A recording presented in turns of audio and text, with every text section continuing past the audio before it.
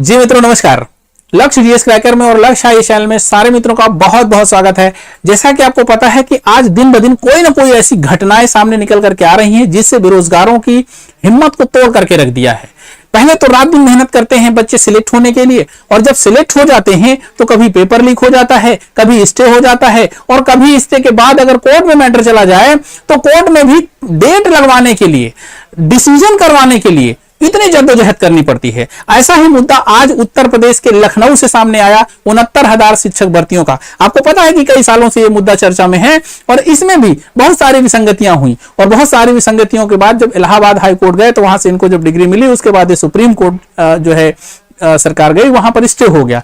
अब स्टे होने के बाद अब उसमें बहस शुरू हुई तो डेट पे डेट लग रही हैं, और आज एकदम नए तरीके से बच्चों ने प्रदर्शन किया। आप समझ सकते हैं कि ये आज वो जो है उदाहरण लिया जिसको चीफ जस्टिस ऑफ इंडिया ने बोला था कि आज के बेरोजगार कीड़े मकोड़े हैं, आज के जो बेरोजगार हैं वो जो है परजीवी हैं, और वो कुछ भी कर सकते हैं अगर उनको। भाई ये बताओ, आज परजीवी बनने पर मजबूर किसने किया है? और 3 साल से मुकदमा चल रहा है सुप्रीम कोर्ट में। क्या सीजेआई साहब को इतना भी नहीं पता है कि इन बच्चों की जिंदगी बर्बाद हो रही है? और अगर ये परजीवी कल के कोई गलत कदम उठाने लगे, लगातार कोई जो है इस तरह की घटनाएं करने लगे, तो जिम्मेदारी किसकी होगी? आज ये इतना पढ़ने लिखने के बाद में इतनी तपती धूप में जब लोग बाहर निकलना भी उचित नहीं समझते हैं, तब इस तरह की गर्म और एकदम जो है तपती धूप में अपने पैर के बल और घुटनों के बल चलने पर मजबूर हैं। और ये इनका विरोध प्रदर्शन है कि किसी प्रकार से सरकार सुने, किसी प्रकार से शिक्षा मंत्री महोदय सुने, मुख्यमंत्री जी सुने, और चीफ जस्टिस ऑफ इंडिया देखें कि भाई इन बेरोजगारों का अच्छा इतनी क्या गलती है? भाई अगर वो अधिकार मांग रहे हैं, अधिकार के साथ वो न्याय मांग रहे हैं, तो डेट पे डेट क्यों दे रहे हो? आप एक बार डेट लगाओ और पूरी कंप्लीट सुनवाई करके फाइनल जो है उस कर दो ना। और डेट लगवाने के लिए ये जद्दोजहद इनको करनी पड़ रही। आज लखनऊ की गलियों में पूरे का पूरे तरीके से इनको जो है दौड़ा दौड़ा करके पीटा भी गया, वहां तक पहुंचने नहीं दिया गया, और यूको गार्डन में लगातार इको गार्डन में इनका धरना प्रदर्शन चल रहा है।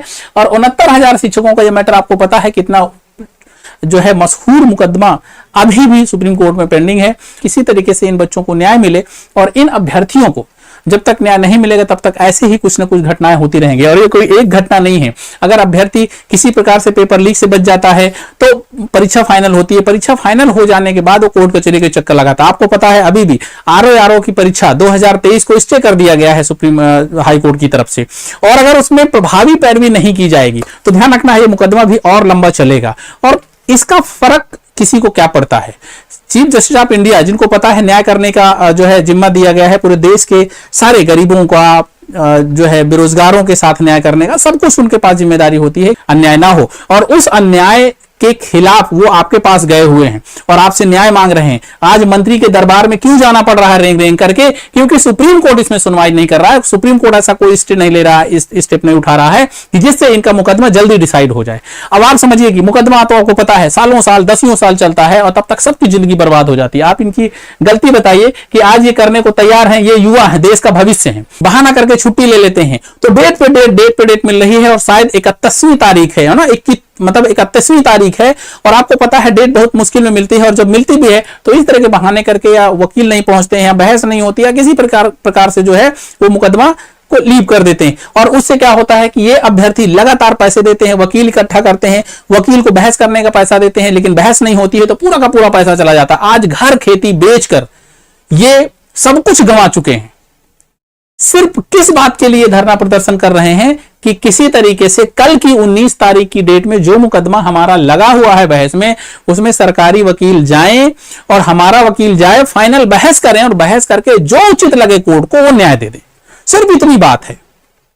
आप समझिए कि ये आज पूरे लखनऊ में, पूरे प्रदेश में और पूरे देश में ये बेरोजगारों की ये खबर पूरे जो है आग की तरफ फैल रही है कि किस तरीके से युवा इस तरह की गर्मी में, इस तरह की धूप में तप करके अपनी बात को ये पहुंचाने के लिए पहुंचे हुए हैं कि किसी तरीके से हमारे साथ महाराज न्याय कर दीजिए।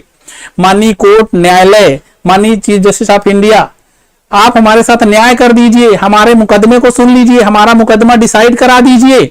सिर्फ इस बात के लिए आज रोड पे चक्कर लगा रहे हैं, और रोड पे जो है पूरा घुटनों के बल चल करके शिक्षा मंत्री जी के आवास पहुंचे हुए हैं, और वहां पर इन्होंने अपना ज्ञापन दिया है।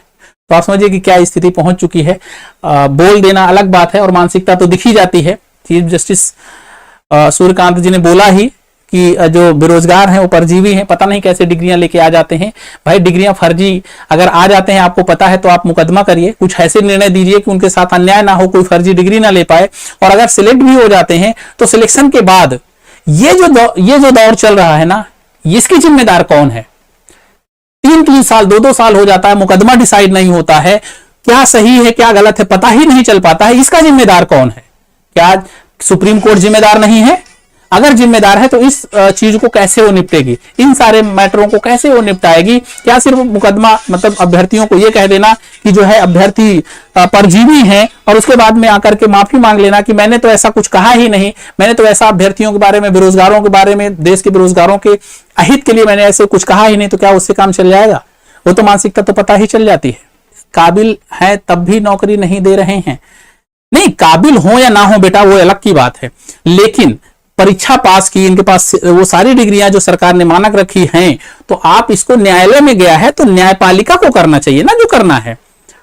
देना है नहीं देना है, जो भी करना है फाइनल डिसाइड करिए। इतना लंबा आप क्यों खींच रहे हैं? लगातार राजकोष का इतना पैसा खर्च हो रहा है, इतने बड़े बड़े वकील, आप पूछिएगा जरा आरटीआई से मांगिएगा कि उन वकीलों का खर्चा कितना होता है एक हियरिंग का।